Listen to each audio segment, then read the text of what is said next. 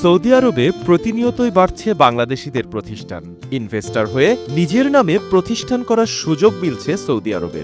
যে কেউ করতে পারবে নিজেদের নামে ব্যবসা। তেমনিভাবে জমকালো আয়োজনের মধ্যে দিয়ে মদিনায় মাজায়া মলের পাশে উদ্বোধন হলো ভোজন বিলাস রেস্টুরেন্ট। প্রবাসীদের কথা চিন্তা করে ও রকমারি খাবারের সমাহার ভোজন বিলাস। 24 ঘন্টা খোলা রাখা হবে এই রেস্টুরেন্টটি। আমাদের কাছে রমজান উপলক্ষে ইনশাআল্লাহ ইফতারের সুব্যবস্থা থাকবে।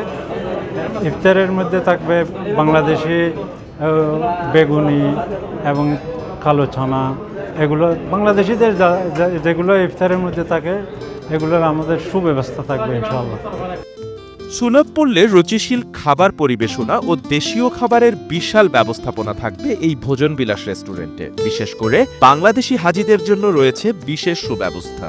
মনোয়ারার মধ্যে এই হোটেলের মধ্যে আমাদের বর্তমানে 15 জন রান্নাবান্নার কাজে এমনকি মানুষ সেবার কাজে নিয়োজিত আছেন। আর আমরা সদস্য সংখ্যা হচ্ছে 4 জন। আমরা সবাই ইনশাআল্লাহ প্রত্যেকের পরিকল্পনা হচ্ছে একটাই, আগামীতে যারা মদিনাতে আমাদের হাজিগণ আসবেন ওদেরকে সেবা করা। মোটামুটি আমরা 19 জনে বর্তমানে এই ইয়ার সাথে আমরা জড়িত আছি আলহামদুলিল্লাহ। تعلمنا منهم الأكل البنغالي وحبينا الأكل البنغالي، عزمونا على مطعم بنغالي وعشاء بنغالي، أعجبنا الأكل وقلنا لازم نسوي مطعم بنغالي. الحمد لله ذوقنا تعشينا عندهم وأعجبنا الأكل وفتحنا مطعم بنغالي الحمد لله.